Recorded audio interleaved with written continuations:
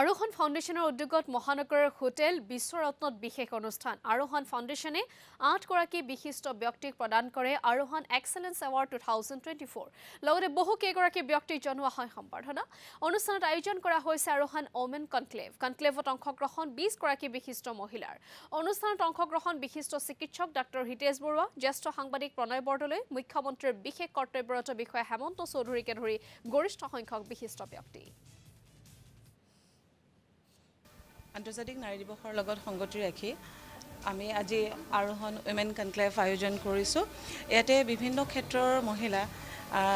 যি কেইগৰাকী সফল হৈছে অহৰ্নিশে কাম কৰি আছে সমাজৰ হকে তেনেকুৱা 20গৰাকী পেনেলিষ্ট আমাৰ ইয়াতে আজি পেনেল ডিসকাশন কৰা হ'ব আৰু 9গৰাকীলৈ আৰোহণ এক্সেলেন্স এৱাৰ্ড বঁটা প্ৰদান কৰা হৈছে প্ৰত্যেক বছৰে আমাৰ আৰোহণ এক্সেলেন্স এৱাৰ্ড আৰু নাৰী দিৱস পতা হয় কিন্তু এবাৰ বিশেষ আমাৰ অসুবিধাৰ বাবে আমি এবাৰ অকণ দেৰিকৈ পাতিব লগা হৈছে আৰু সেই ওমেন কনক্লেভত আমাৰ বিশেষ নাৰীসকলক সম্বৰ্ধনা জনোৱা হ'ব লগতে